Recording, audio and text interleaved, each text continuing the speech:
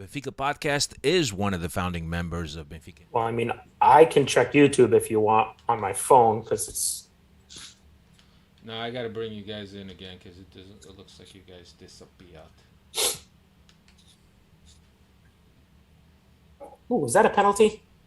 Nah, not a penalty. No, Not a penalty. the guys at Benfica Independent was saying that Dave said his internet just dropped. Oh, No, the guys at Benfica FM was saying that that was kind of like a Taremi-esque,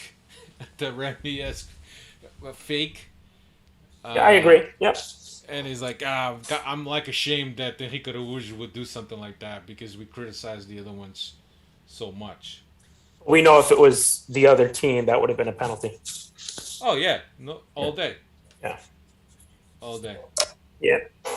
All right, so we're going to kill these zooms for now until Dave joins us.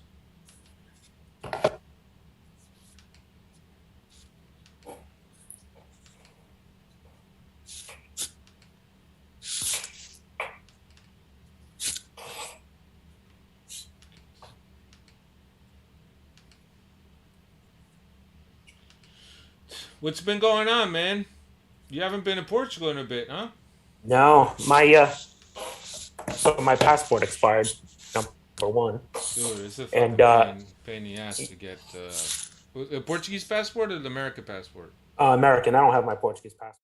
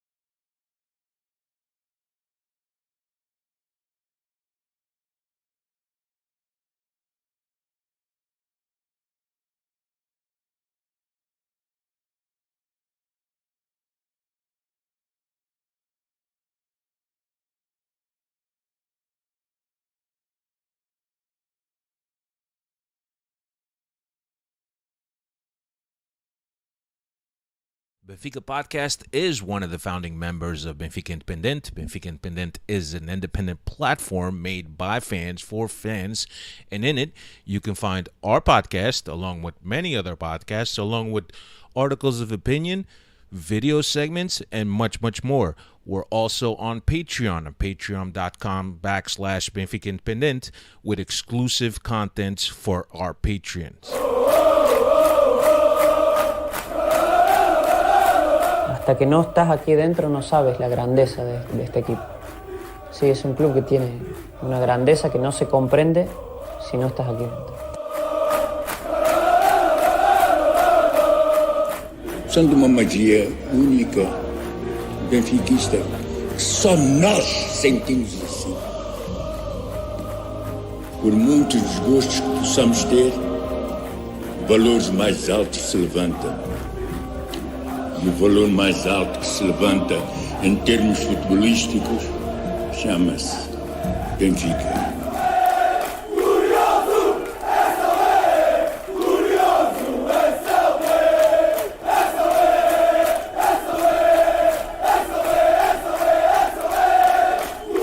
Quero o Benfica intimidar o adversário. Quero o manto sagrado entrar com vocês em qualquer estádio e assustá-los, pá! É isso que eu quero!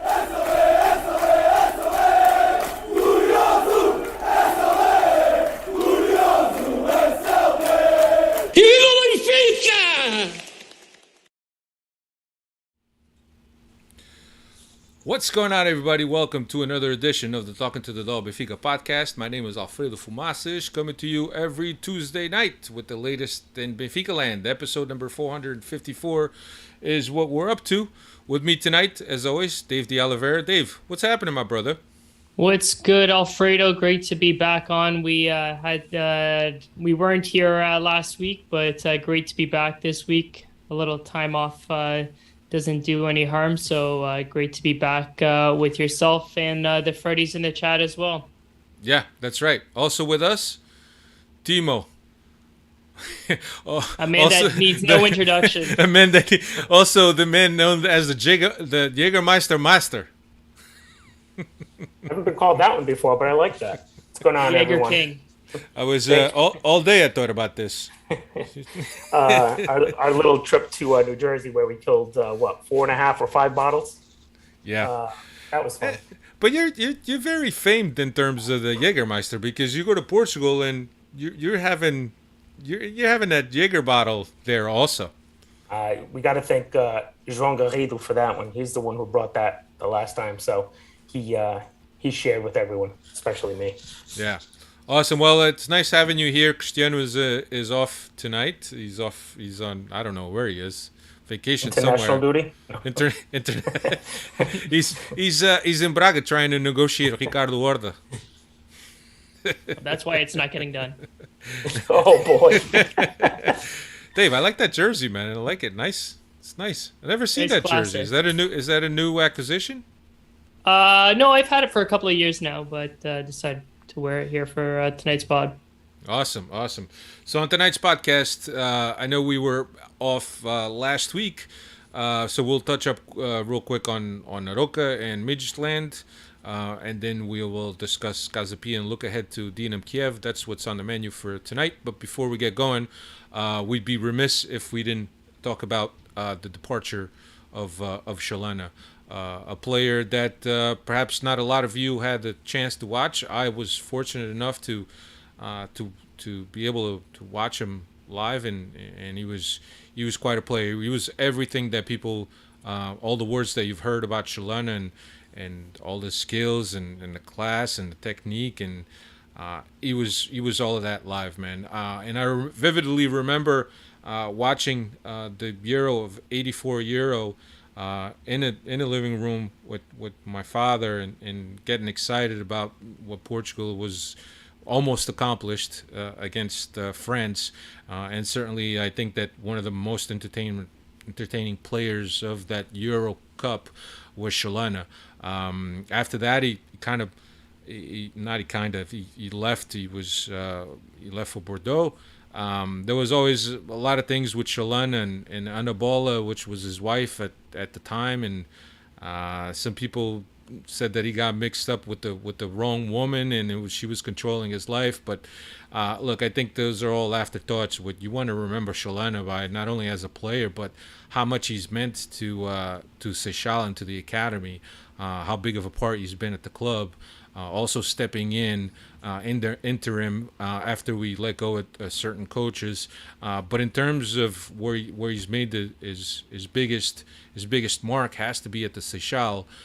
With we saw the tributes from Bernard Silva, you saw the tributes from Jota, and certainly guys that don't forget Shalana, because I think that Shalana with the personality that he had, he was a little bit of an introvert. He wasn't a flashy guy. He wasn't a guy that looked for the cameras. And I think that there's a lot about Shalana in terms of talking to kids and encouraging kids and putting kids in the right state of mind, because I'm sure being an introvert, it's not always easy for you to stand out and for you to be recognized. And I think that people that are like that need to be confident. They need to be sure of themselves. They need to have good self-esteem. And I think that was one of the biggest things that, as I'm watching these tributes and these kids, I think Bernardo says something, and I don't know if Jota said the same thing, that at a time when I was down, he came and talked to me and told me to believe in myself, and certainly he was very impactful in my career. And if it wasn't for him, who knows what would have happened in my path. But we've seen a lot of those things, man, and even guys that are my age. I know that Pedro Ribeiro from Comercial had some nice words to say. João Gonçalves also.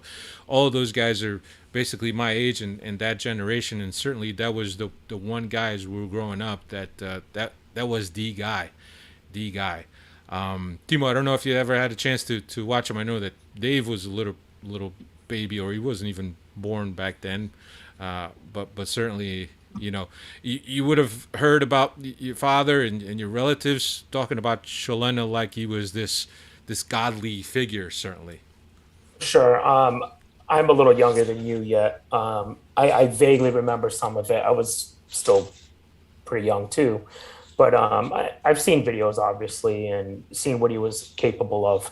But the person who I spoke with after his passing, that we were actually talking about him before his passing, like maybe a couple of days before. And then afterwards, when I got to my father-in-law's, which most people know, my father-in-law is a Portista. As soon as I saw him, like, hey, we were just talking about him and he passed away this morning. And just the stories he would say about how good of a player was, how impactful he was in the game, and, just how creative, like an actual genius or a magician with the ball. So it's interesting, and obviously, you have to be proud to hear opposition or rivais talk about how good of a man he was and player. So yeah, certainly, and I think that Benfica did the right thing.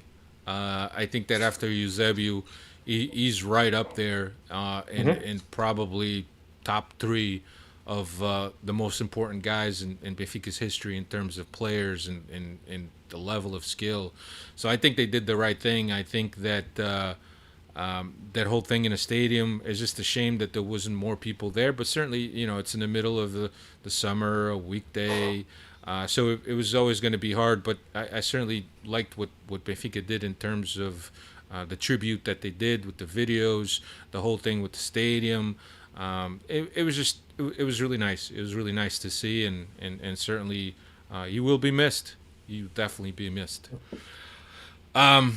Anyway, so rest in peace, Shalana, and certainly he's got a lot of good company up there, and Eusebio and Coluna and José Aguas and Torres, and there's a lot of guys up there that certainly we hope that they watch after Benfica and they pull for Benfica this season, because we need it. Anyway, as I mentioned, Arouca and M-Land.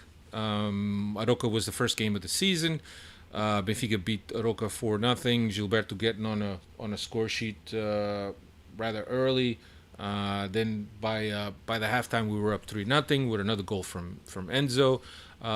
Nothing. Just the continuation of what we've been seeing in terms of the good quality football that the team has been playing, smothering, high volume in terms of offense, good touches around, good dynamics. It was good. It was good to have the team back at Stade Illusion playing an official game for the league. Dave, you still remember that game? Or vaguely? Ooh, I gotta go back, but yeah, it was a game that we controlled and dominated for the most part. There we got the result. What was that? 4-0, wasn't it? 4-0. Yeah. 4-0 with the 3 goals in the first half there, and yeah, for a team, one of the stats when I was doing some recap for this game, it's now 9 straight season that Benfica has gone with winning their opening a game. We went a stretch there where we couldn't win. I think we went almost like 5 or 6 years without winning. We're not getting the win on the first game of the season there, but now 9 years in a row that we've got the win to open up the season. Yeah, no, I remember there was pods that we would open up with, Timo, and the first of the season is like, well, we would look back at what Benfica's record had been for the first game, and it was never good. But it seems that for these past nine seasons, that's been a really good record for us. Definitely. And this game was no different. It was like Dave said, we dominated. Even before the red card, Benfica was just smothering them all over them. Didn't give Arouca any chance to do anything, really.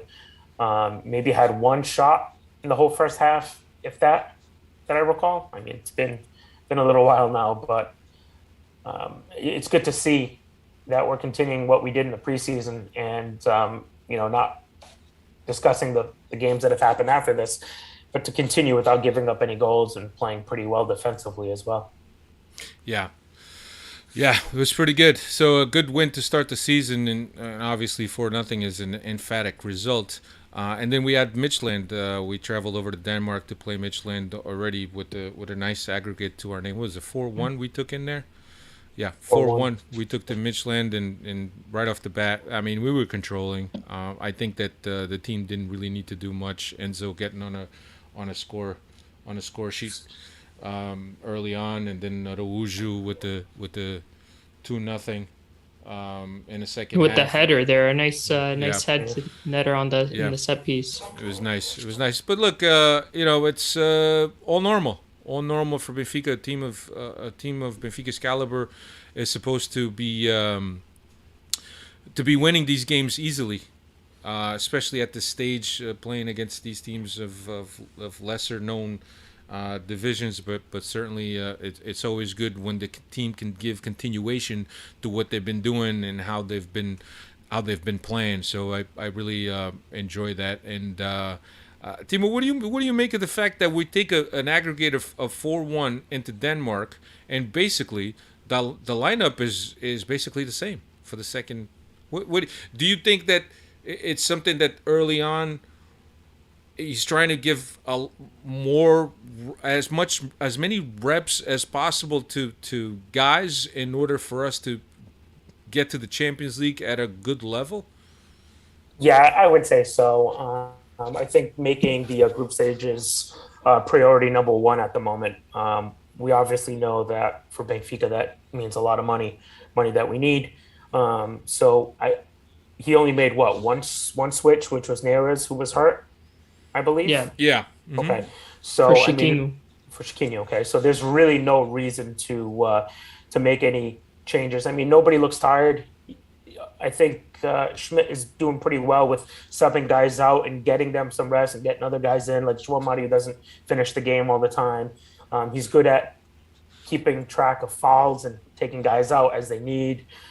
So I think for the time being, I say roll with the punches and go with who we have right now and whoever's our better lineup or best lineup. The one thing that I've taken away from a lot of these games so far is the volume of passes that Benfica has made in games, which to me doesn't seem that's something we're used to over the last couple of years, where we struggle to string passes along. the first game was 700 and some passes. I think one of these games against Midtjylland was almost 700 or around that mark as well. It's just impressive the volume of touches that we're getting on these, on the ball in these games right now. I just hope we can keep up with that type of pressure and that type of volume, and hopefully not get too tired. But I'm not worried yet. Still too early. Yeah, and look, I think that the day and age, that there's a certain measure that the name escapes me now, that you can measure certain chemical in your blood that will tell Benfica Lab, or the people at Benfica Lab, what those levels are, and by looking at those levels, you could tell whether a player is at a good level or fatigued. So certainly, I like all the passing, but more than that is the quickness in which they move the ball. So we saw passes side to side, just side to side with JJ, but it's just like, it's pinging passes, boom, boom, boom, vertical passes, long passes, finding guys, creating mismatches in certain areas of the field. All of that is really, it's been really, really good for Benfica. And so we move on to the next round, to the playoff, in which we'll meet Dinamo Kiev from the Ukraine. We'll talk about that in a little bit. But let's talk about this Casa Pia game that happened just this past weekend, this Saturday. Dave, do you know when the last time Casa Pia was in the first division? How many years ago? I think I saw, was it 1923? It was 83 years. I don't know what the math is, but it's 83 years ago. So maybe 1921, 1920, 1921? No, that'd be 100 years. Everybody knows that my math skills aren't the best. Was that? So somewhere in around the 40s 39? then. Yeah, definitely.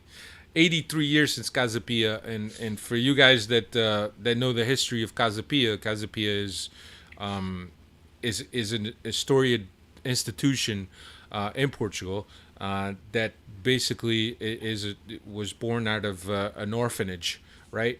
And some of the guys that founded Benfica were, in fact, orphans that came out of Casa Pia, if you guys didn't know that.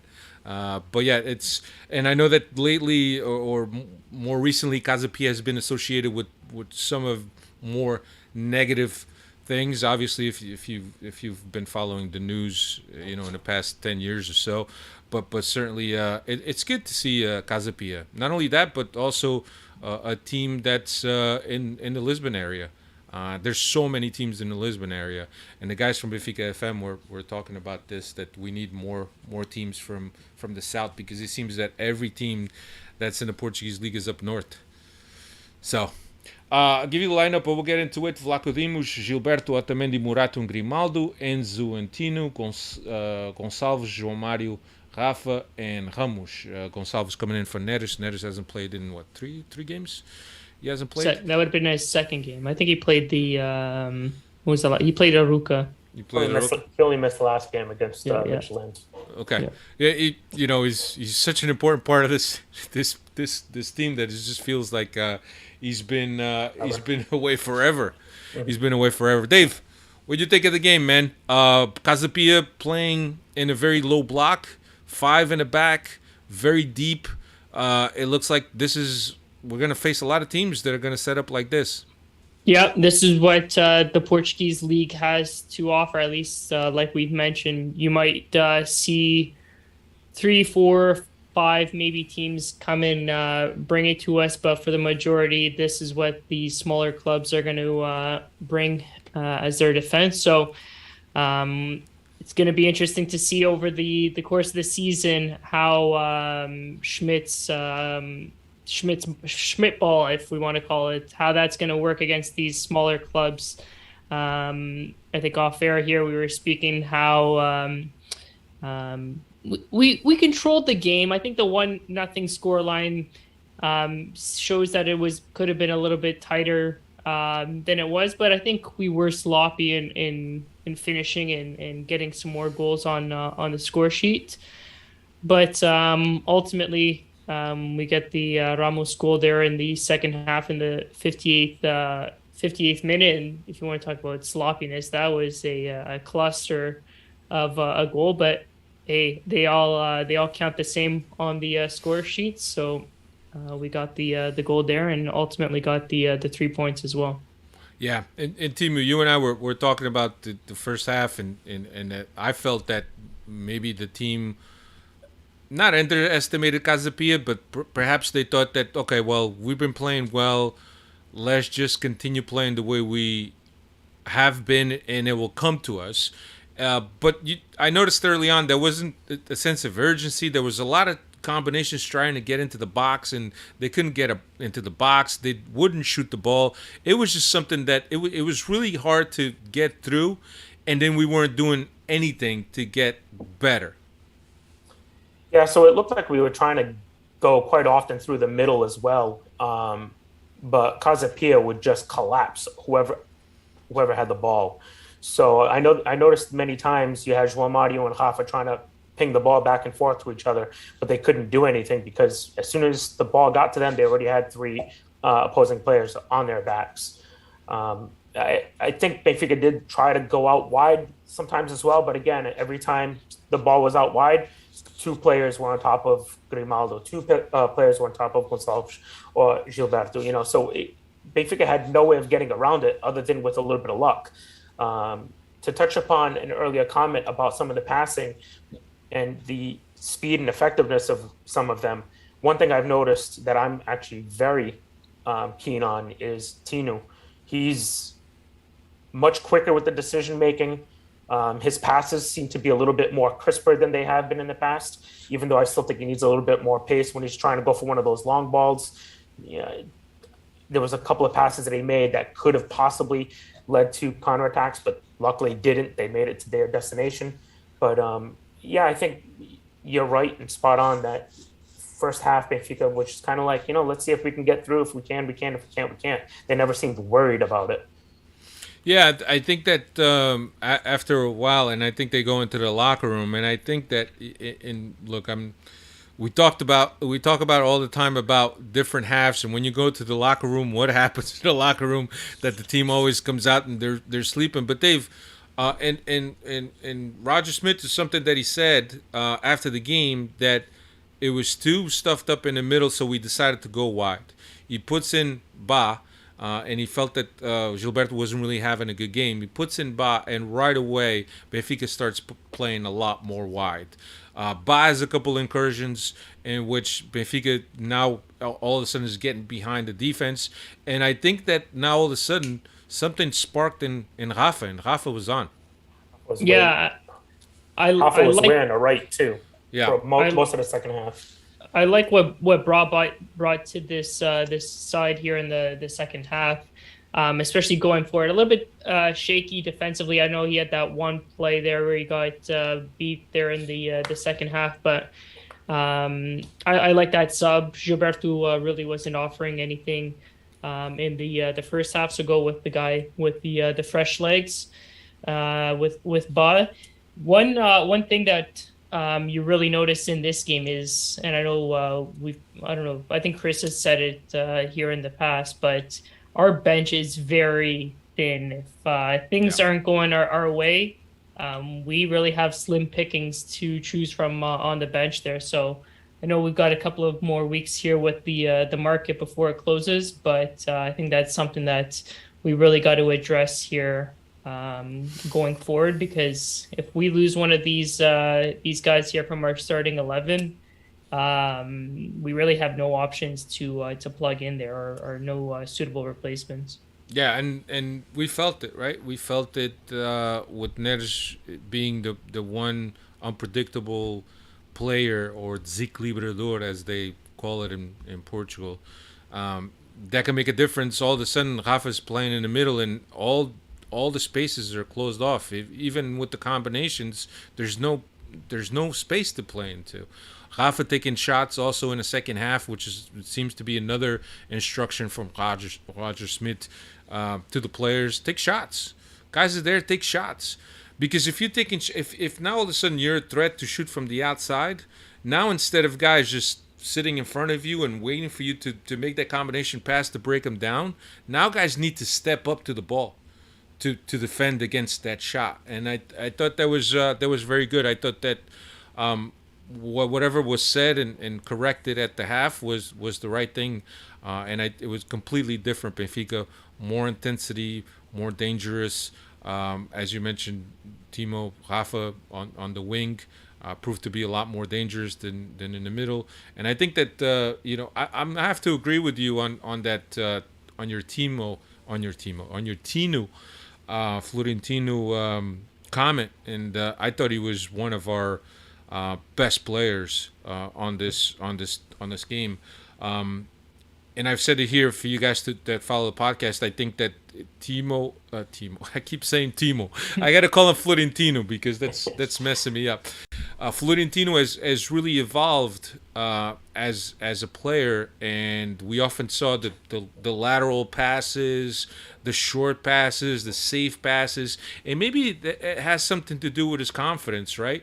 Because if he's not confident, or if his job is just to destroy and hand the ball to somebody who's going to build, but now all of a sudden, hey, you got to build too. You just can't be destroying. You got to build too. So you see a lot of driven on the grass passes that Florentino is doing that we hadn't seen before. So I'm kind of encouraged by what we have seen from him so far.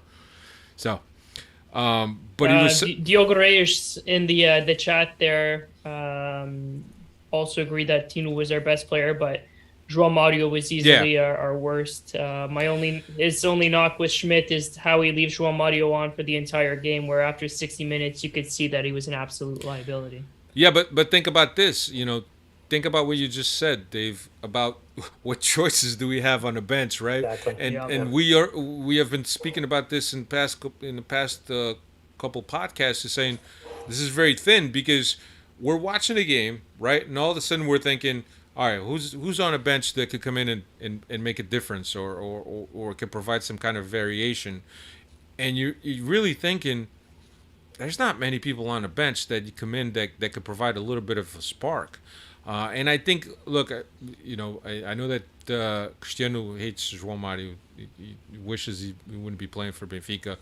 I'm not a huge fan of João Mario, but I know some of the things that he brings. He's not a complete player or a complete to what we want him in the system, but certainly is a guy that's intelligent, that keeps the ball well at times, that understands the certain rhythms of the game. But and I read something on Twitter, and it just sounded so true. It's like there's a lot of speed with the passes, pinging, passing, combining, and when the ball gets to João Mario's foot, it's almost like somebody put that in slow motion. Mm-hmm. I don't know if you guys noticed that, but it just breaks up the flow of play when it gets there, and that's just the style. And I think that's the thing that irritated me the most about this past game was the fact that every time he got to João Mario, it just seemed like He killed the play. It killed it. He just killed it. He just killed it. He's good late on. I mean, I know like towards the end of the game, again, the bench is thin. You have no one else. But at least when you have a guy like him who can control the ball and can control the game on its own, even though it's to his own tempo, that isn't conducive to scoring goals most of the time, or at least leading the charge towards the opposition half or box, should I say. But one thing with him is anytime it does go through him, it seems like he takes an extra second to think of what he wants to do. And by the time he makes the decision, the play's already dead. It's too late. Yeah, his teammates are way ahead of him, and he's got no lane to get the ball to him. Where if he just took the ball, even if he made a pass, hey, you know what, I'm going to shoot it over this way to the left. This guy's quick enough, he'll get to it. I'm going to move in behind him. He just doesn't have that in his head to even consider that. It's almost as if he's too afraid to lose the ball and give it away. Yeah, he's the type of guy that when you're winning 3-0, you put in the midfield to hold the ball. Throw him in there. Yep, exactly. Segurai. He would be great off the bench. Yeah, but look, I think that couple dubious calls here. that Otamendi, Timo, and I were talking about before. I don't know, man. I've watched replays, and I saw a replay on Twitter in which the defender wraps up Otamendi and then he like turns him, Yep. and it didn't even. Otamendi's on top of him, but the defender kind of uses that.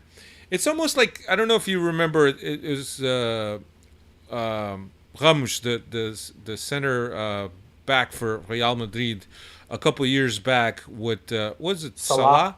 Salah. Yeah, that he like did something with his arms and he really messed them up really bad, and it reminded me of that play.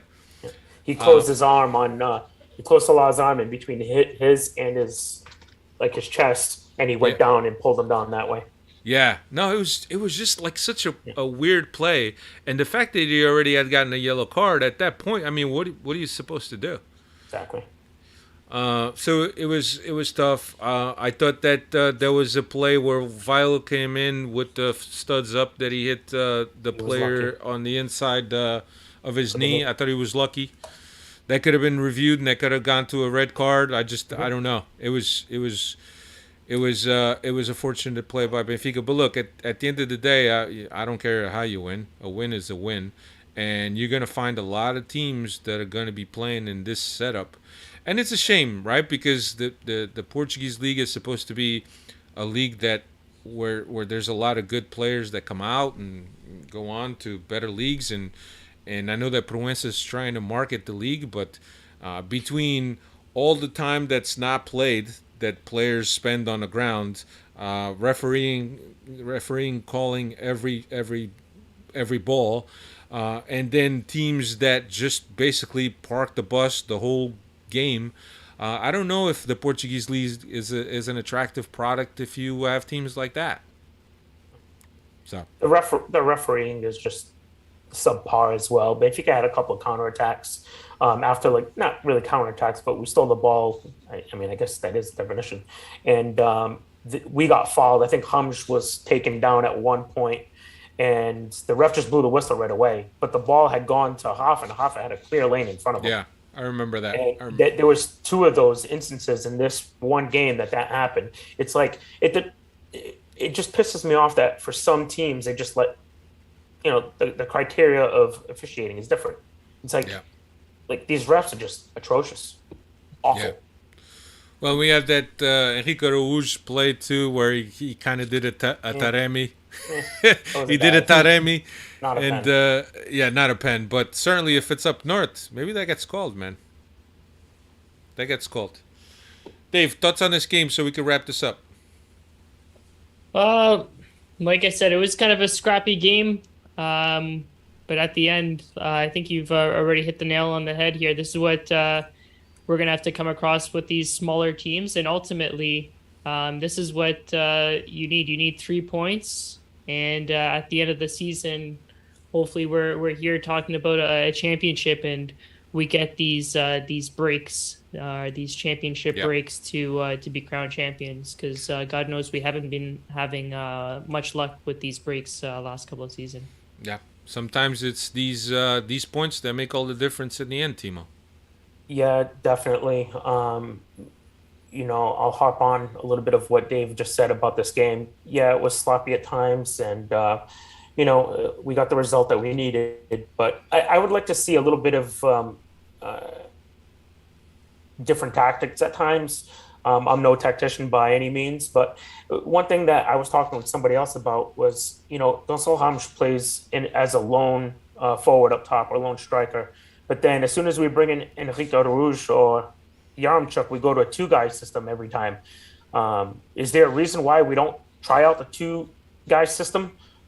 Leave Hoffa on the right or Neres when he comes back, and then Hoffa on the left, and ping some balls over the top at times. It seems like this particular game, maybe we would have been better off having more bodies in the box than trying to get into the box up the middle. They were clogging on us, and we couldn't do anything. So, like I said, I'm not a tactician or anything, but it just seemed like we could have used a different style at times. But when you only have Gonçalo Ramos there, it's not enough, and there's nobody else on the team that's got height. So what are you going to do in that situation? Yeah. No, I think that if there's something that Roger Smith needs to be working on is trying to break down these guys that set up with five defenders and then two banks of four guys in front, and it's just gonna be hard, man.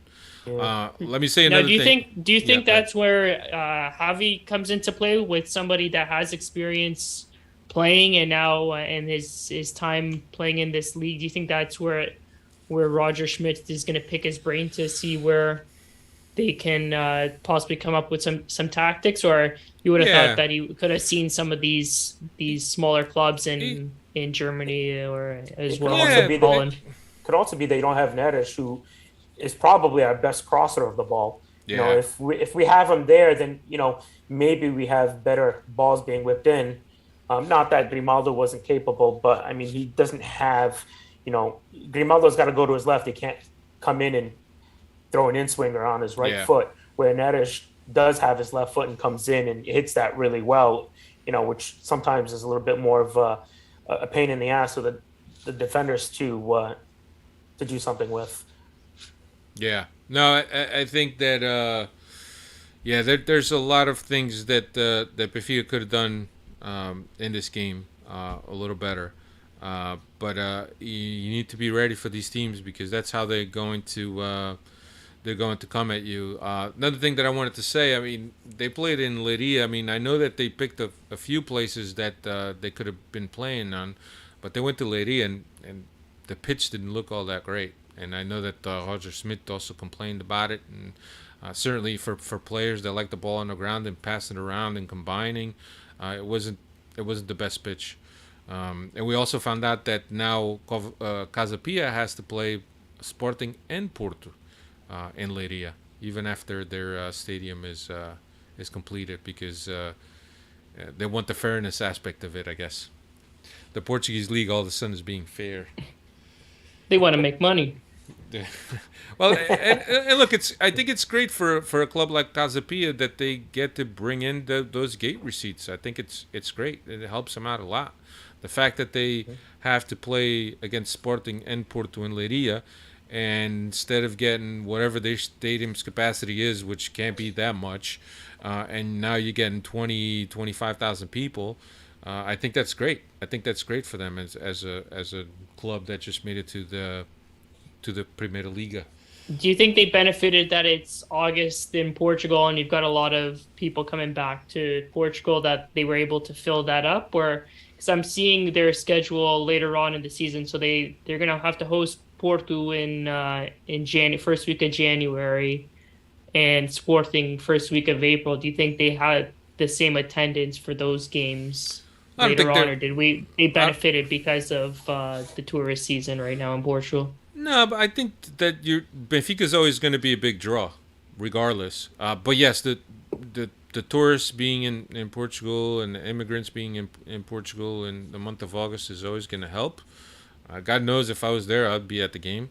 And certainly a lot of people think about that. And the fact that it was in Leiria, which is a place that's not too far down south, that people from the center and a little bit up north could still come down.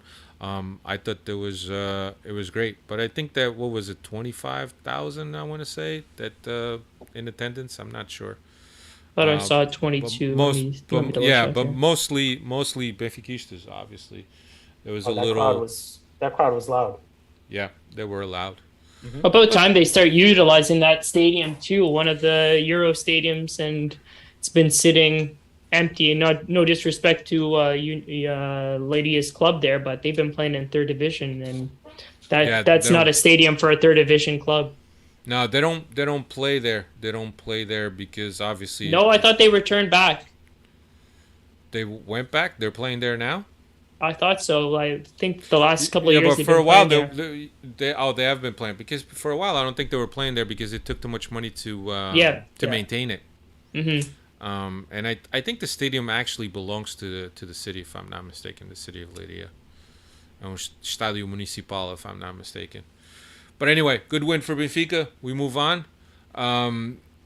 we are taking a break now in league play. We were actually, I don't know how this happened. We were actually able to postpone this weekend's game, so we play, so we can concentrate on Dinamo Kiev.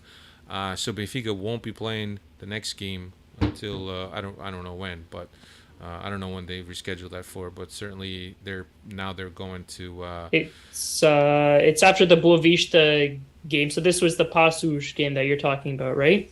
Yeah. Yep. Yeah, so that's scheduled for the 30th of August. Yep. So now we do turn our attention to Dinamo Kiev, which is our opponent that stands in our way of our group stages of the Champions League playoff. First game is in Poland, as you know, everything that's going on in the Ukraine. Dinamo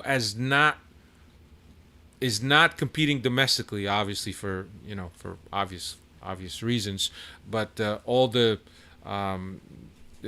competitive games that they've had have all been for the European Champions League qualifiers. They got past JJ's Fenerbahce, then they faced Sturm Graz from Austria and they beat them, and now they get to face Benfica. Timo, let me ask you this. Obviously, with the situation with the Ukraine, there's always extra game factors that play into this. What are you thinking in terms of what Benfica can expect from this game?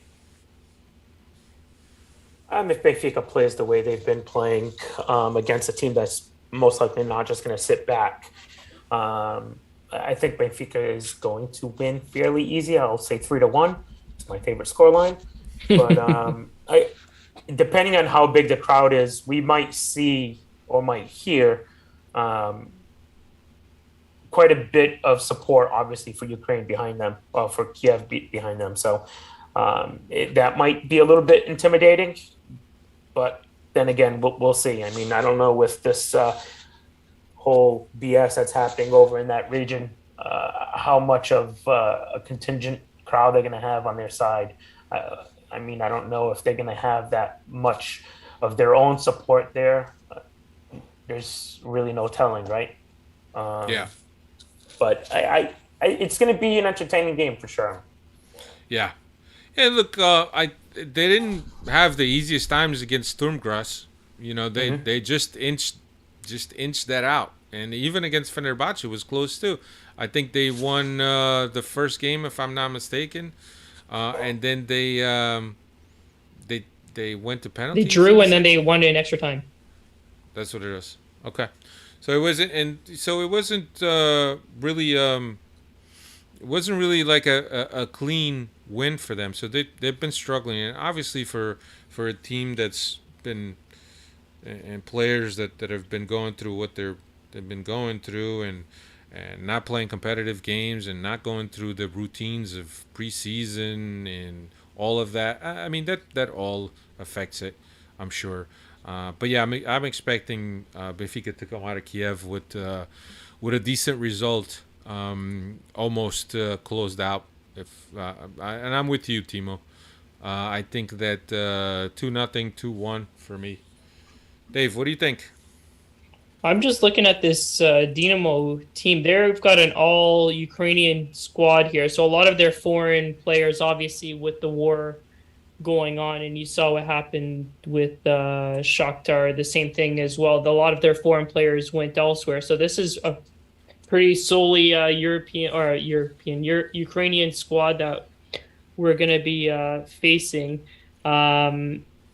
If this was in the winter time and we had to go to Ukraine, I'd be a little bit less confident because we don't do well in the cold weather there. But I'm feeling pretty confident. This is a team that we should be getting past, even if it's the away leg first.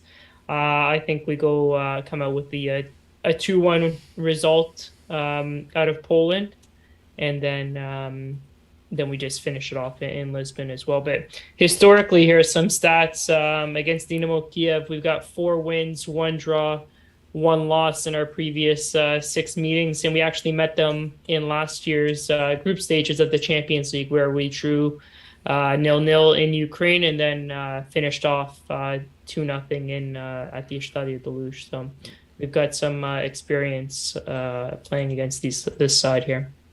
Yeah, and Dinamo Kiev is far from being a team from years past where they had that Gazprom money behind them and they were able to pick up some players. I think that the year that we played them in the knockout stages, I want to say, Timo, right after the knockout stages, I think we played them.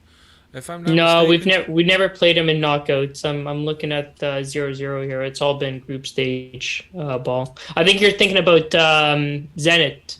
Oh, we Zenit, played them Yeah, that's who I'm thinking about. Sorry. I was going to say if Kiev still has Gazprom money behind them, then they have a problem. No, that's who it was. Zenit. No, it was Zenit. That's confusing the two.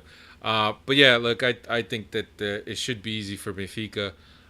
But I still think that the team needs to approach this game with very much focused and serious intent to resolve this, because there's a lot of money on the table. 40 plus million, 43 million I think it is, if we make it to the group stages. And we all know that all the problems that we've been talking about in terms of a thin bench and guys that need to get resolved, Benfica is now taking a little bit of a break until they get this resolved in terms of making it to the group stages. Because I think, and you've already heard me mention in past podcasts, playing in the group stages of the Champions League is always something that's going to attract any player, especially players that are on the fringe.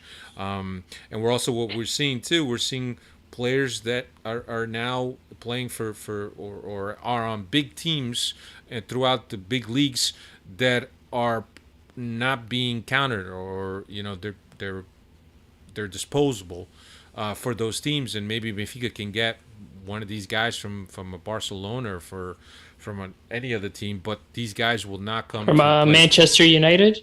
I don't know if you want Manchester United players. Let's scratch that, Dave. Can I get De Gea? I don't know. Did you see the first blunder that he let in? I did, but you know what? I feel bad for De Gea. His defense is the worst thing I've ever seen in my life. Terrible. So, yeah. I think De Gea has actually gone down since he joined Manchester United, man. His first couple of years at United were atrocious, not by his standards, but by the club. He stood on his head way too many times. I think he's just exhausted and just said, screw this. But it's enough United talk. Other than that, Elon Musk says he's going to buy him. Yeah, I just read that. God bless him. I just read that. I would love it. I'm all for it. Get the Glazers out of there. Yeah, but as I mentioned, there's a lot of players out there that are on the fringe and are talking to their agents, but they would prefer to come and play for for a team that's playing in Champions League. Ask Ronaldo.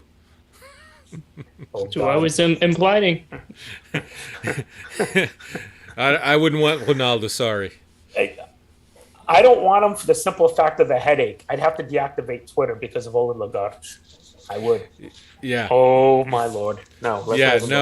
I just think that right now he's more of a headache, as you mentioned, Timo, to any team than he's a help. Everybody knows that what Ronaldo. I think we're kind of piling up on the guy. The guy's still one of the greatest in the game. No doubt. So I also don't know if I believe everything everybody is saying, because none of it. He today himself said he was going to come out and he's going to give his side of the story. So who knows? I mean, it could be the same thing we see here in Portugal, where it's just to sell newspapers and such. But but it wouldn't surprise me if he ends up at Sporting, man. It would surprise me. It would surprise you? Yeah, I think Ronaldo goes to the MLS. But when is the MLS window close? Do you know? I don't know, because they have the season's done in November, right? So then what does he do? Does he come back to Europe on a loan in January? No, he sits at home and does nothing. That's so hard. He does nothing.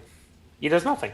You got to remember, because at that point, if the season ends in November, then you have the World Cup. You can play the World Cup, then he can take the rest of the winter and spring off.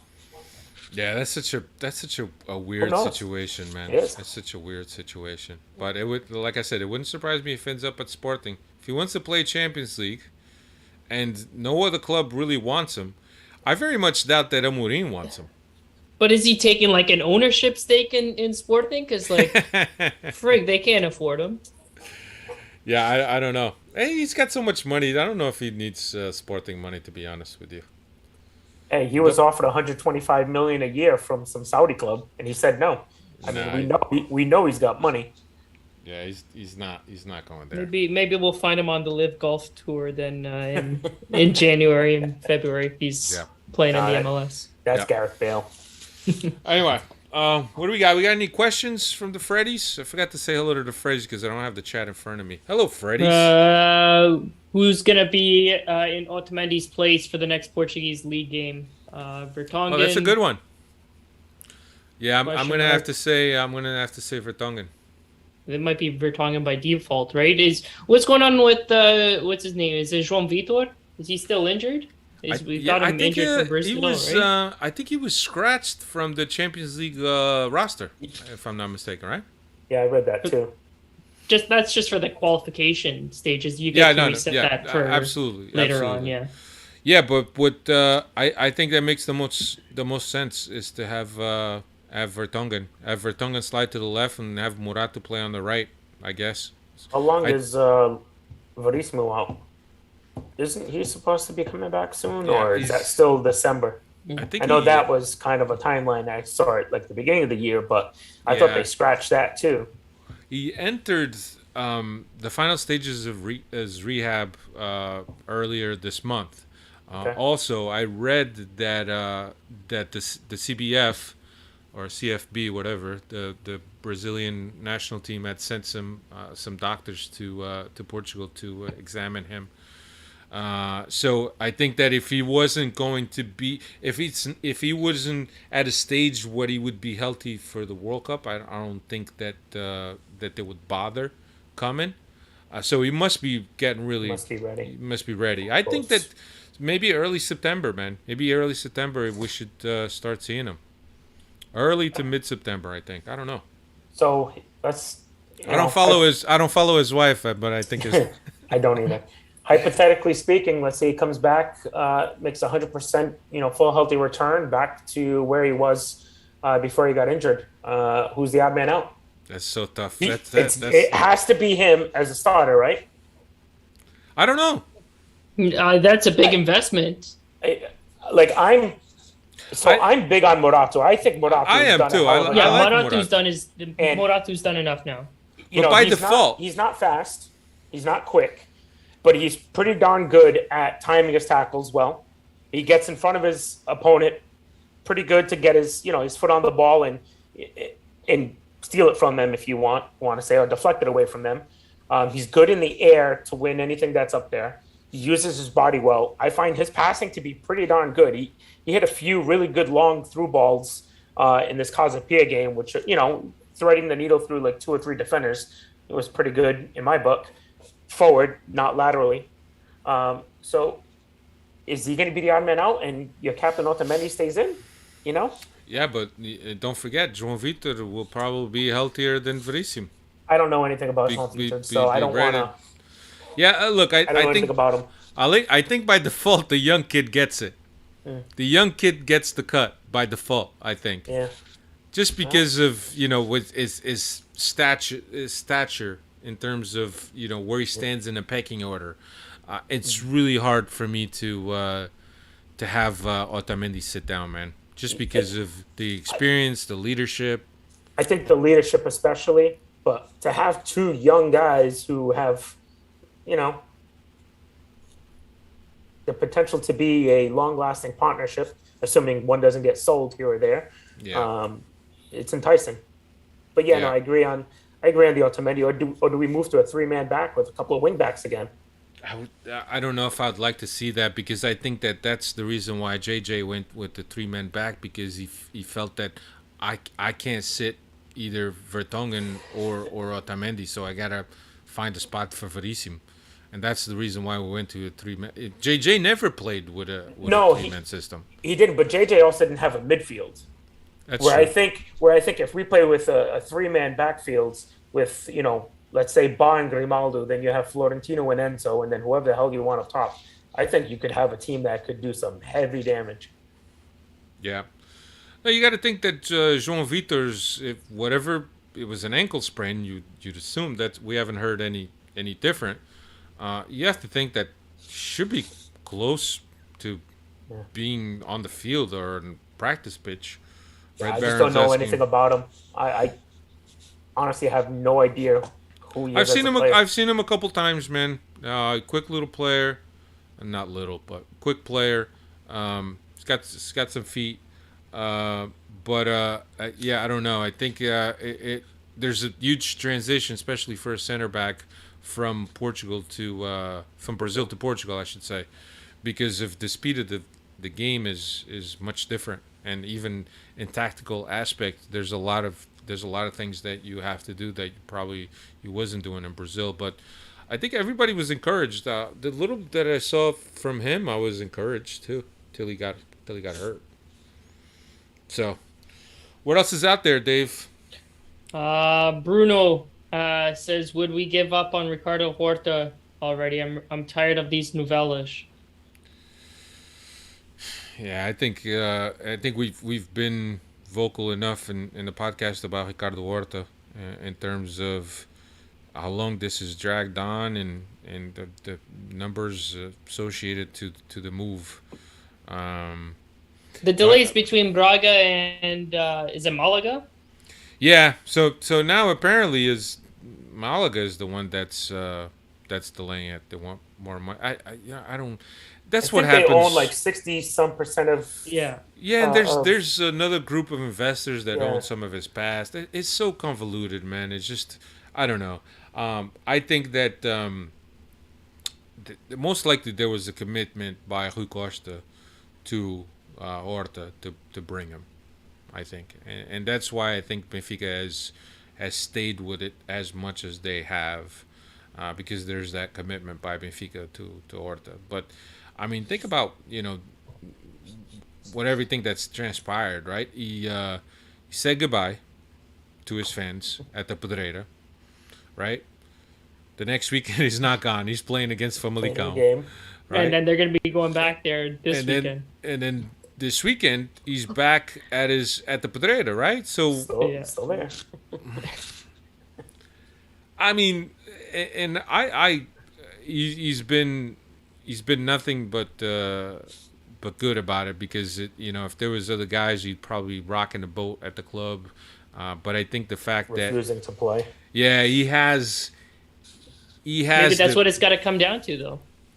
No, but look, I think that. But if it's Malaga, it's got nothing to do with Braga. At this point, but right? I think it speaks to about who Horta is to Braga and the significance that he has to the club and what he feels that he's indebted to that club, right? Because that club did give him his professional career. He's made his professional career at that club, basically being the captain also. So I think, look, he's being a professional about it. He's not, regardless of who's at fault, he's not the one guy that's throwing the tantrum saying, I don't want to play, not showing up for training sessions. He's a consummate professional that's showing up to training sessions, and he's there. He's there to give his contribute until he's no longer there. But I think that it's dragged on way too long for a player that is not at a level that would warrant this type of effort. But I do understand that then when there's third parties involved and there's a lot of hands in the pot, all those hands need to get greased. I do get it.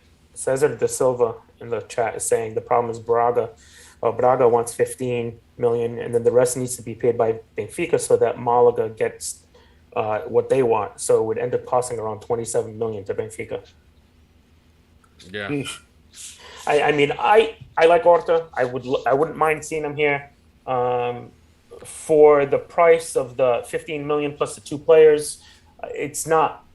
I think it's a little high, but then again, I mean, you're getting rid of some dead weight, which don't want to say that too loud so Cristiano doesn't hear me wherever he is talking about his cousin or his vizinho, whatever he is over there. But I would like to see a guy that would come in here with his type of passion for the club. You know, a guy who is going to give his all. He's going to bleed for the shirt. Guys that we've been begging for over the last couple of years, you know, since others have left or retired. I would like to see him. I just want this done and over with. Get this guy, if he's coming, get this guy over here so we can play. If he's not, then, you know, cut it, go get somebody else because we clearly need somebody over there so that I don't have to put up with João Mario every game. Yeah, I also think that he's going to fit like a glove in the system, man. Benfica needs a guy that could play the multiple positions within that front three.